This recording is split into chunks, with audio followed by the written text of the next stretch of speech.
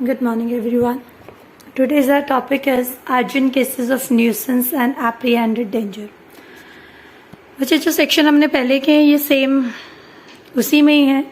Nuisance को रोकने के लिए या फिर किसी की एप्रीहेंडेड डेंजर मतलब कोई जान को खतरा है, but these are the urgent cases जिसमें इमीडिएट एक्शन लेना जरूरी है. देन सेक्शन एप्लीकेबल होता है 144. अदरवाइज जो प्रीवियस सेक्शन हम पढ़ चुके हैं न्यूसेंस के केसेस में हम वो एप्लीकेबल करते हैं, but if there is a urgent then ये सेक्शन एप्लीकेबल होगा 144. 144 क्या कहता है? कहता है कि सबसे पहले ये पावर दे रहा है डीएम को, एसडीएम को, एग्जीक्यूटिव मैजिस्ट्रेट्स को थ्रू स्टेट गवर्नमेंट कि ये ऑर्डर कर सकते हैं अगर इन्हें लगता है कि कोई इमरजेंसी केसेस है न्यूसेंस के या एप्रीहेंडेड डेंजर के, तो ये ऑर्डर कर सकते हैं. और इन ऑर्डर्स को सर्व कैसे किया जाएगा? Same according to section number 135 जो प्रीवियसली हम लोग डन कर चुके हैं. कहते हैं कि इसमें जो ऑर्डर किया जाएगा वो क्या है कि किसी भी पर्सन को या ग्रुप ऑफ पर्सन्स को डायरेक्शंस दी जा सकती हैं to abstain from certain act, किसी काम को ना करने के लिए, रोकने के लिए. सेकेंडली जो इसका सब क्लोज 2 है वो क्या कहता है कि because these are the urgent cases तो there is no need of notice and directly ex parte इसमें डायरेक्शंस दे देगा either in the court of DM, SDM और एग्जीक्यूटिव मैजिस्ट्रेट. तो इसमें डायरेक्ट एक्स पार्टी ऑर्डर दे दिया जाता है. नॉर्मली क्या होता है कि जब हम किसी के अगेंस्ट ऑर्डर देते हैं, किसी भी पर्सन के अगेंस्ट, तो हम पहले उसको नोटिस भेजते हैं, सर्व करते हैं, फिर उसको एक बार मौका दिया जाता है, जो हमने पिछले सेक्शंस में पढ़ा, कि वो इस चीज को बताए कि ये एक पब्लिक राइट है या नहीं है. इस तरह से उसे सुना जाएगा, एविडेंस लिए जाएंगे. But these are the urgent cases, तो इसमें डायरेक्ट नोटिस की जरूरत नहीं है. नोटिस नहीं भी दिया जाएगा तो भी जो कोर्ट है वो डायरेक्ट इसको एक्स पार्टी कर सकती है और ये जो ऑर्डर है इसको एग्जीक्यूट कर सकती है. ना थर्ड सब क्लोज इसका क्या कहता है कि जो ये ऑर्डर है वो एक इंडिविजुअल को भी दिए जा सकते हैं और पब्लिक एट लार्ज मतलब ज्यादा पब्लिक को भी दिए जा सकते हैं. जब ये ऑर्डर इशू किया जाता है, जब ये ऑर्डर दे दिया जाता है, एग्जीक्यूट हो जाता है, तो ये कितनी देर के लिए वैलिड होता है? 2 months के लिए. उसके बाद ऑटोमेटिकली ये ऑर्डर क्या हो जाएगा? कैंसिल. बट अगर again there is a need कि अगर जरूरत है कि इस ऑर्डर को आगे कंटिन्यू करना है, देन इसको by the state government have power कि वो इसे एक्सटेंड कर सकती है थ्रू नोटिफिकेशन. अब देखो पहले ऑर्डर हुआ था, अब स्टेट गवर्नमेंट के पास पावर है, बट थ्रू एक नोटिफिकेशन निकालकर वो उसको एक्सटेंड कर सकती है. और कब तक एक्सटेंड कर सकती है? अप टू 6 months, उससे ज्यादा नहीं. नेक्स्ट है कि 5th and 6th are the same clauses. Subsection 5th क्या कहता है कि मैजिस्ट्रेट अपने जो ऑर्डर वो कर रहा है द फर्स्ट सबसेक्शन 1 में, उसको वो ऑल्टर कर सकता है, चेंज कर सकता है, अगर वो चाहे तो रिस्ट्रिक्ट कर सकता है. सेम जो स्टेट गवर्नमेंट के पास पावर है सबसेक्शन 4 के अंदर कि वो एक्सटेंड कर सकते हैं, इस एक्सटेंशन को वो ऑल्टर कर सकते हैं, रिस्ट्रिक्ट कर सकते हैं अंडर सबसेक्शन 6.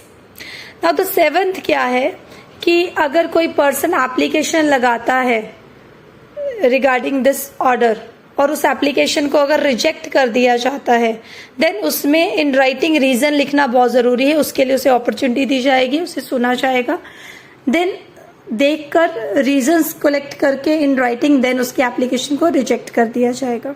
नाउ इसकी बेयर लैंग्वेज देख लो which is very important. Power to issue order in urgent cases of nuisance or apprehended danger. In the cases where in the opinion of district magistrate, subdivisional magistrate or any other executive magistrate, district magistrate, subdivisional magistrate and executive magistrate,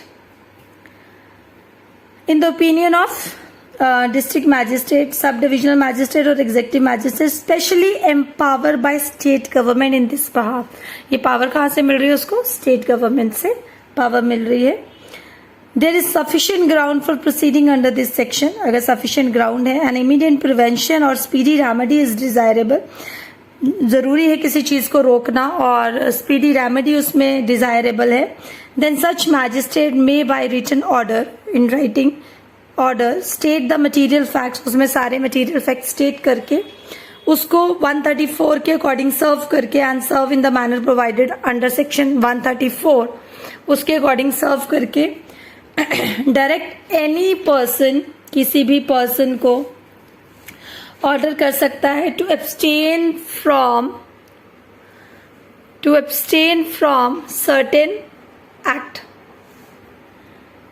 और to take certain order with respect to certain property in his possession, ये order उसके possession में कोई property है उससे related भी हो सकता है, under his management if such magistrate consider that, अगर इस मैजिस्ट्रेट को लगता है जो भी ऑर्डर कर रहा है, consider that such direction is likely to prevent obstruction, annoyance or injury to any person lawfully employed और डेंजर टू ह्यूमन लाइफ। अगर मैजिस्ट्रेट को लगता है कि जो भी ये एक्शन हो रहा है ये किसी भी इसे रोकना जरूरी है, क्योंकि इसकी जो इसे नहीं रोका गया तो ये किसी के लिए डेंजर हो सकता है, ह्यूमन लाइफ के लिए, उसकी हेल्थ के लिए एंड सेफ्टी के लिए, and it creates disturbance of the public tranquillity, riots हो सकते हैं और एफ्रे हो सकता है, then in that case they can order against that particular person और पब्लिक।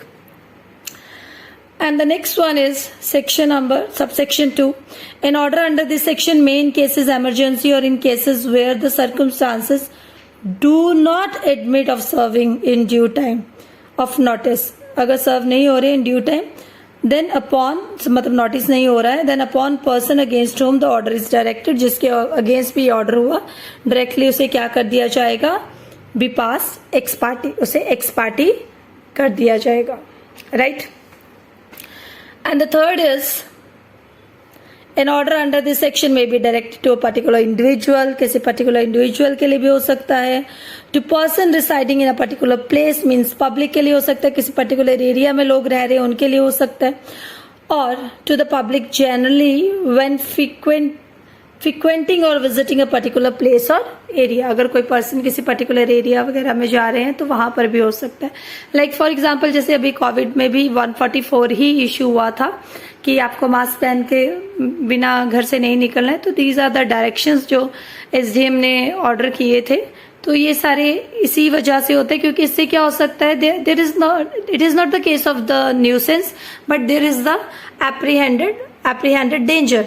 अब देखो जो न्यूज ये कोविड-19 का केस है उसमें एप्रीहेंडेड डेंजर आ रहा है कि अगर आप बाहर निकलते तो ये फैल सकता है और ज्यादा इससे प्रॉब्लम अराइज हो सकती है, तो जरूरी नहीं है, क्योंकि ये जो सी हमारा पार्ट है 2 ही सेक्शन में है, इसमें 144 एंड 144A, तो ये अर्जेंट केसेस ऑफ न्यूसेंस से भी डील कर रहा है ना, एप्रीहेंडेड डेंजर से भी डील कर रहा है। तो कोविड-19 में जो अभी ऑर्डर पास हुआ था, जो हम ये 2 ईयर्स से देख रहे हैं, बीच में बार बार पास किया जा रहा है, that is the under section 144। And the next is sub clause 4 क्या कहता है, no order under this section shall remain in force for more than 2 months from the making thereof. कहते जब भी ऑर्डर पास होगा ये 2 months तक ही valid है, उसके बाद ऑटोमेटिकली ये नहीं रहेगा, बट इसके प्रोवाइजो में ये दे दिया कि अगर स्टेट गवर्नमेंट चाहे तो इसको एक्सटेंड कर सकती है, provided that if the state government consider it necessary so do so for preventing danger to human life, health, safety and for preventing riot, affray, और it may be by notification, through notification, here we have through notification, state government इसको extend कर सकती है। Direct that any order made by magistrate under this section, जो magistrate order कर रहे हैं DM, SDM और EM, shell remain in force for such further period not exceeding 6 months, वो 6 months तक आगे रह सकते बट उससे ज्यादा नहीं, from the date on which the order made by the magistrate would have, but for such order expire as it may be specified said notification. उसके बाद है 5th इसका, that is the any magistrate may either on his own motion और on the application of by any person aggrieved, कोई भी person उसे देता है एप्लीकेशन या उन्हें खुद लगता है, दे कैन रिसेंड और alter the order. Same the state government में either on his own motion और on the application of the person they can either rescind और alter the order that is taken by state government under section subsection 4 जिसमें वो extend करने की power रखते हैं, तो स्टेट गवर्नमेंट भी इसको ऑल्टर कर सकती है.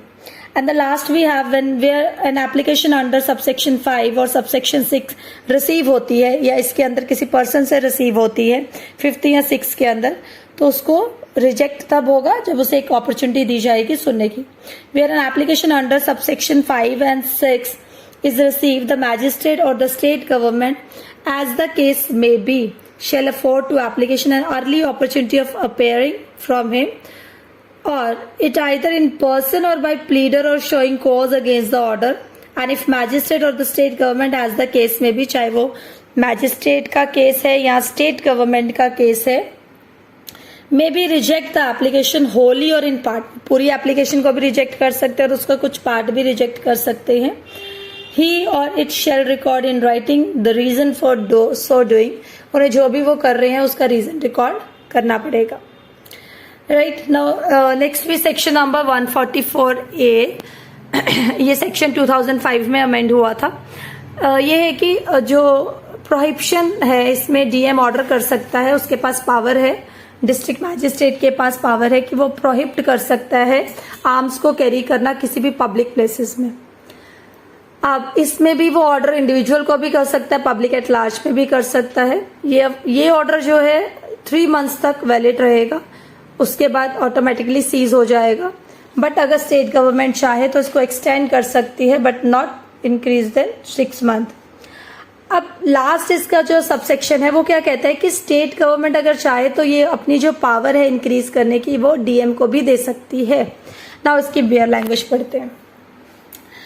कहते हैं द डिस्ट्रिक्ट मैजिस्ट्रेट में whenever consider it necessary so do for the preservation of public peace, लोग शांति बनाए रखने के लिए, पब्लिक सेफ्टी के लिए, और for the maintenance of public order by public notice और by order prohibit in any area, किसी भी एरिया में रोक लगा सकती है within the local limit of his jurisdiction the carrying of arms, हथियार को कैरी करना, इन एनी पोजेशन और ऑर्गेनाइजेशन और होल्डिंग ऑफ और taking part in any mass drill और mass training with arms in public places. इससे क्या होता है, आपको पहले भी हम लोग आईपीसी में पढ़ चुके हैं कि इस तरह से जब हथियार वगैरह किसी मास ड्रिल में लेके जाए जा सकते हैं तो उससे राइटिंग होने का खतरा होता है, तो दैट्स वाई इसको प्रिवेंट कर सकती है, रोक सकती है. अ पब्लिक नोटिस इश्यू और an order made under this section में be directed to a particular person, किसी पर्टिकुलर पर्सन को भी हो सकता है, और the person belonging to an community और पार्टी और ऑर्गेनाइजेशन. इट मीन्स कि किसी एक बंदे को या फिर पब्लिक ज्यादा ग्रुप ऑफ पीपल्स को भी इसमें ऑर्डर किया जा सकता है.